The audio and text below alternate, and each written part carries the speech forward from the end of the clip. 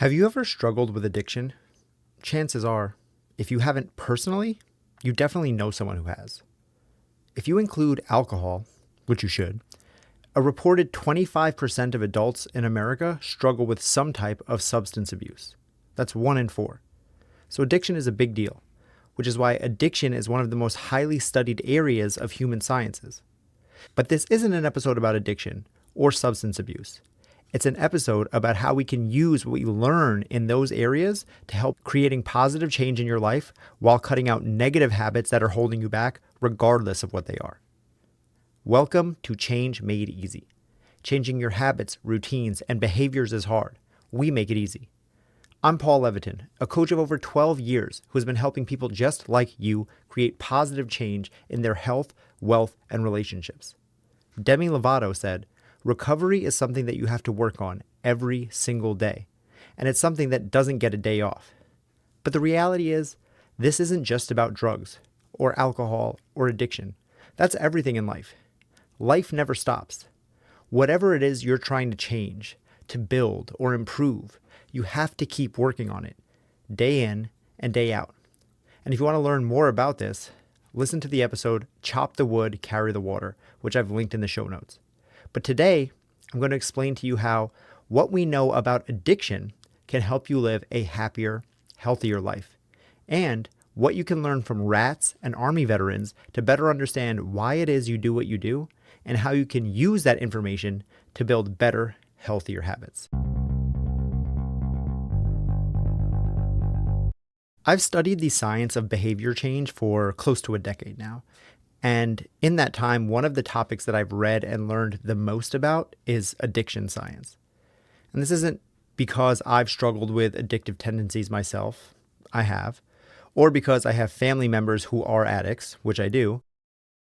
And although my education around this topic has helped me understand both them and myself better, I've studied addiction because, simply put, talking about addiction and substances and how they affect us and our decision making is like playing the game of behavior change on the highest difficulty level, because nothing is more high stakes than addiction.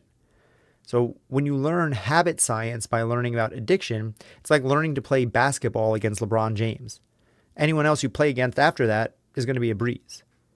So let's start with the definition of addiction.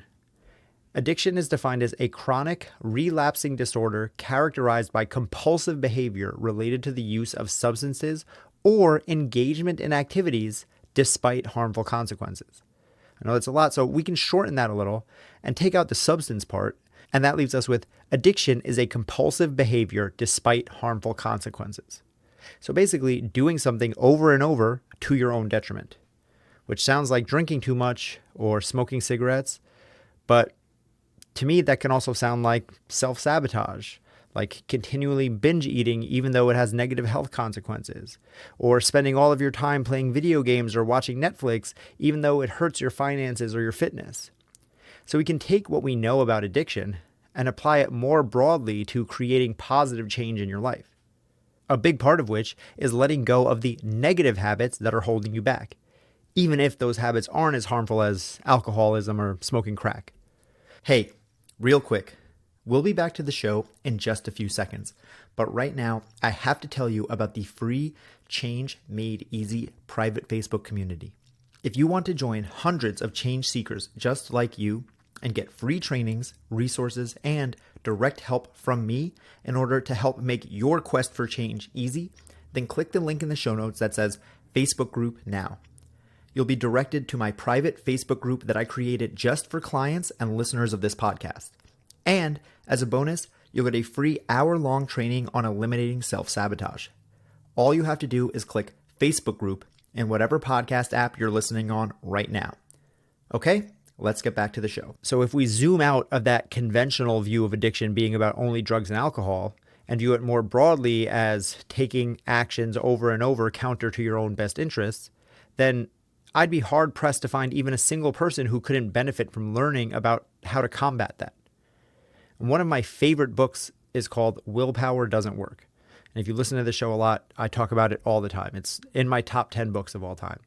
And it was written by Dr. Benjamin Hardy after his struggles with addiction personally and with his family. And the main premise of the book is surprise, surprise, willpower doesn't work. And Dr. Hardy basically says that by trying to change by only relying on willpower, you're setting yourself up for failure. Because willpower is a finite resource, so it's always going to run out eventually. And it doesn't matter if you're trying to drink less alcohol or less soda, if you're trying to do less scrolling or less hard drugs. Simply resisting is not an ideal route to success. That's not really anything new, but then what is the solution? While Dr. Hardy outlines several key factors in the book, the one that he builds the most on is environment. The people, the places, the things around you culminate effectively to shape your life. They say a lot, you can't outwork a bad diet. But the truth is, you can't outwork a negative environment. And that's not just talking about diet and weight loss.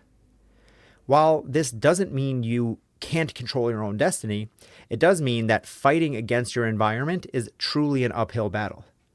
And to hammer this point home, I'm going to tell you about two famous addiction experiments, one having to do with rats and one having to do with veterans. So we start during the Vietnam War. The government here in the US had a problem. It seemed that while overseas, a large amount of soldiers had began using heroin while they were fighting in Vietnam. And when I say a large amount, some estimates say that fully 20% of the soldiers sent to Vietnam by the US were on heroin. That's 1 out of 5. And as the US began to wind down the war effort and start to bring these young heroes home, they also knew that heroin was extremely addictive. And then President Nixon at the time was also simultaneously launching the war on drugs. So this was looking up to be a problem. And the last thing the US government wanted was to flood the streets with tens of thousands of veteran heroin addicts and create a huge public health crisis. So what they did was initiate a project called Operation Golden Flow, which is literally a drug testing program. So soldiers had to test clean with clean urine before they could leave Vietnam and return home. And most of the soldiers did. But that's where it gets interesting.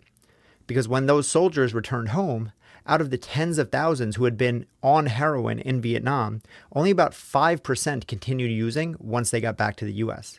And those 5% tended to be the ones who were already using before they had gone to Vietnam in the first place.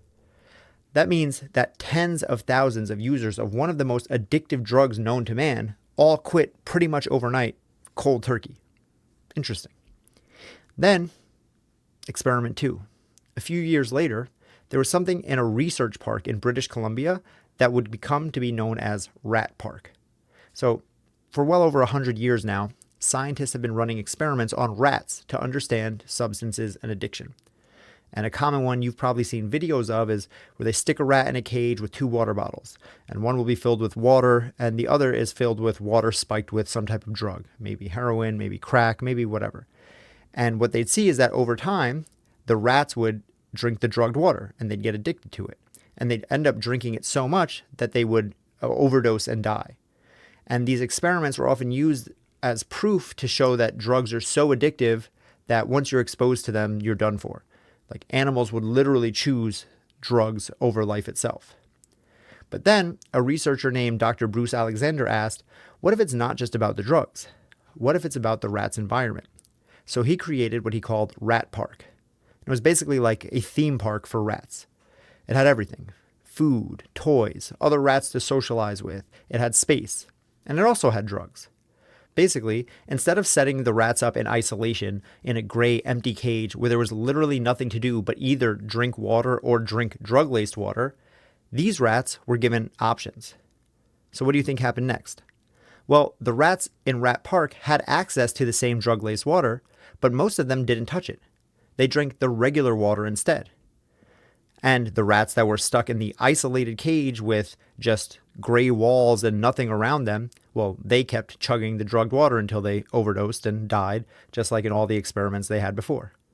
So when the only options were drugs or no drugs, the rats chose drugs. But when the options were drugs or no drugs, but a fulfilling life filled with socialization and exercise and room to run around, then the drugs lost much of their appeal. So what do these two stories about drugs have to do with each other, and what do they have to do with you? Well, what we learned from Operation Golden Flow in Vietnam was that soldiers were under extreme stress and had easy access to drugs. But once they returned to their homes, with the support of their family and a different day-to-day life and away from the stress of literal war, many of them, it seemed, didn't feel the need to use heroin anymore, and they were able to just quit.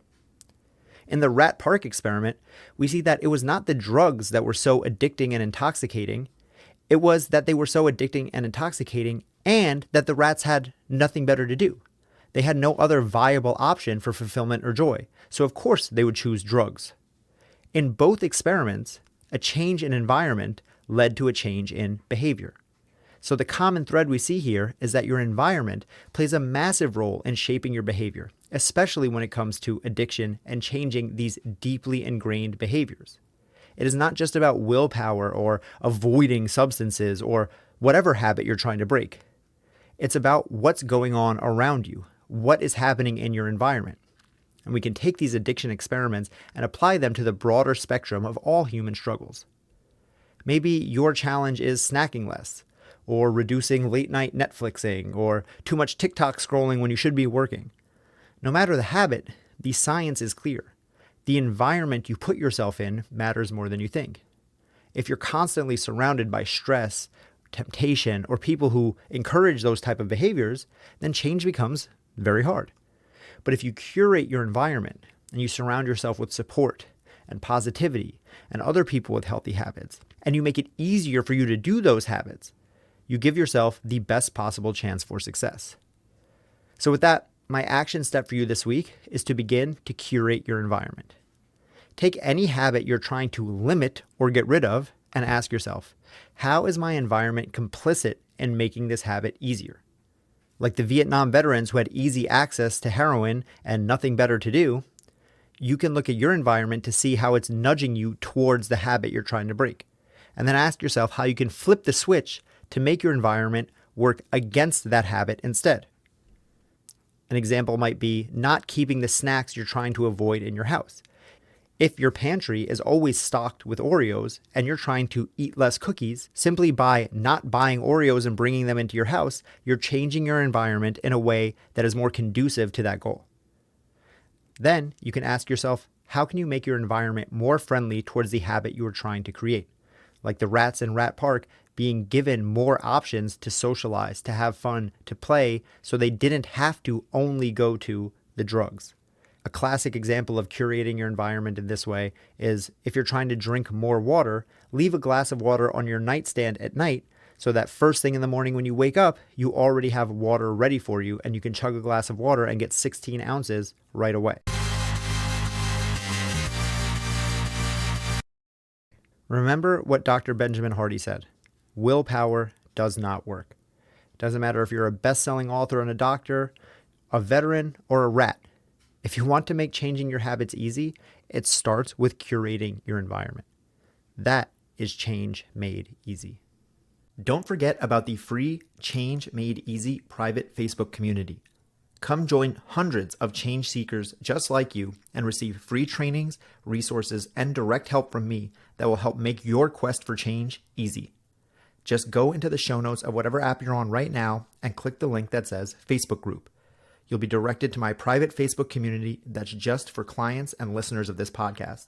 And as a bonus, you'll get a free hour-long training on eliminating self-sabotage. All you have to do is click Facebook group in whatever app you're listening on right now.